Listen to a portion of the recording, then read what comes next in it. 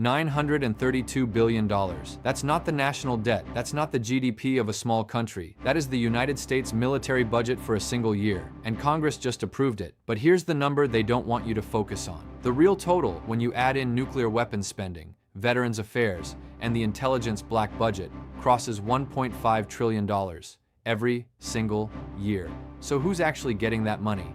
And why right now is America spending more on its military than the next 10 countries combined? Stay with me, because by the end of this video, you're going to see that this isn't really about defense. It's about something far more powerful. It's about who controls the global economy for the next 50 years. Let's start with the basics, because the numbers are genuinely staggering. The official Pentagon budget passed this year is $932 billion. That's an increase of nearly $100 billion over the previous year. To put that in perspective, that single annual increase is larger than the entire military budget of Germany. Now add the Department of Energy's nuclear weapons programs. That's another $35 billion. Add the intelligence community, the CIA, the NSA, the DIA, another $100 billion, give or take. Throw in veteran benefits and military retirement costs, another $300 billion on top. You're now well past $1.5 trillion, and that's the conservative estimate. This is the biggest military budget in American history, not adjusted for inflation. In raw, today's dollars. America has never spent this much on war, preparation for war, and the machinery of war in a single fiscal year. Ever. So where does that money actually go? Let's follow the contracts because that's where the story gets interesting. Lockheed Martin, the largest defense contractor on the planet, pulled in $66 billion in revenue last year. Roughly 75% of that came directly from U.S. government contracts.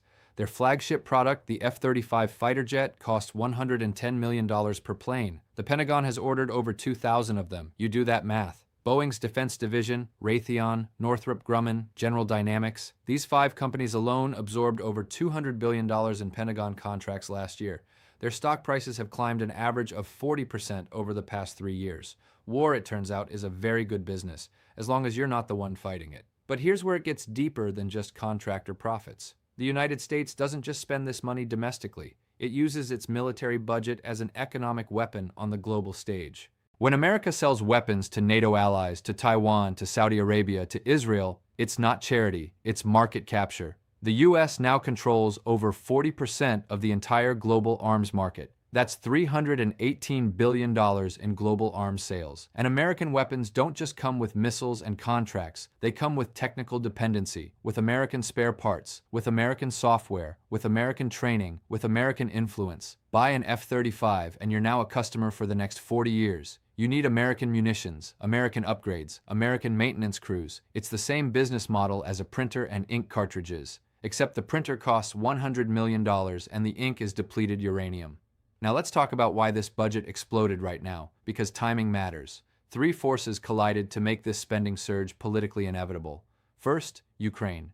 The war in Ukraine burned through American weapons stockpiles at a rate nobody predicted. The U.S. sent over $75 billion in military aid to Kyiv. Those warehouses now need to be refilled. And refilling them means multi-billion-dollar contracts going out today. Second, China. The Pentagon's own threat assessments have called China the pacing threat of the century. The U.S. military is now restructuring around the possibility of a conflict in the Pacific, specifically over Taiwan. That means new naval vessels, new hypersonic missile programs, new cyber warfare divisions, all of it expensive, all of it urgent. Third, domestic politics. Defense spending is one of the few areas where both Republicans and Democrats can agree. Why? Because defense jobs are spread across nearly every congressional district in America. Cutting the Pentagon budget means cutting jobs back home. No senator wants that headline 2 months before an election, so you get consensus. And the budget goes up every single year.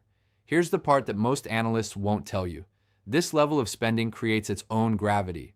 Once the contracts are signed, once the factories are running, once the jobs are created, the machine becomes politically impossible to stop.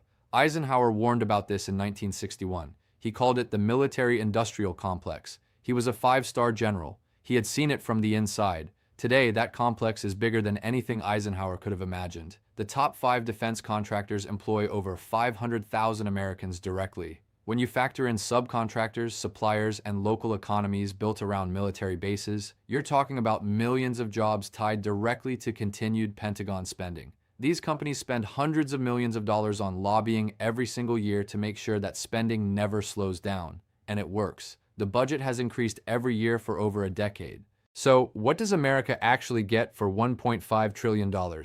11 nuclear-powered aircraft carrier strike groups, the only country in the world operating more than two. 750 military bases in over 80 countries. Stealth bombers capable of hitting any target on Earth within hours. A nuclear arsenal of 5,500 warheads. Hypersonic missile programs now in active development. And the most advanced satellite and cyber warfare infrastructure ever built. By any measure, the United States military is in a class entirely by itself. The gap between American military power and the number 2 country is wider than at any point in modern history. But here's the uncomfortable question sitting underneath all of this. Does military supremacy still translate to geopolitical supremacy in the 21st century?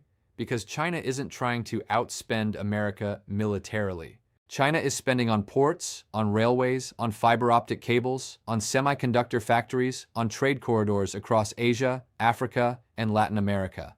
China's Belt and Road Initiative has committed over $1 trillion to infrastructure projects in 150 countries. Economic infrastructure, not bombs. America is buying the most expensive sword in history. China might be quietly buying the world. And that brings us to the real revelation I promised you at the start. The $1.5 trillion military budget isn't just a defense strategy. It is America's answer to a single terrifying question. Can military and technological dominance substitute for economic dominance if and when America's economic lead starts to shrink? The bet being made in Washington right now is yes. The bet is that control of the seas, control of the skies, control of space, and control of the global information network will allow America to set the rules of the global economy regardless of who produces more, who trades more, or who grows faster. It is the most expensive gamble in the history of human civilization, and the American taxpayer is funding every chip on that table. So I want to leave you with the question that should be driving this entire debate. Is a $1.5 trillion military budget the smartest investment America can make to stay on top? Or is it a massive misallocation of capital that is building the most powerful military in history while the real competition is happening in factories, fiber cables, and financial systems? Drop your answer in the comments. I want to see where you actually stand on this one.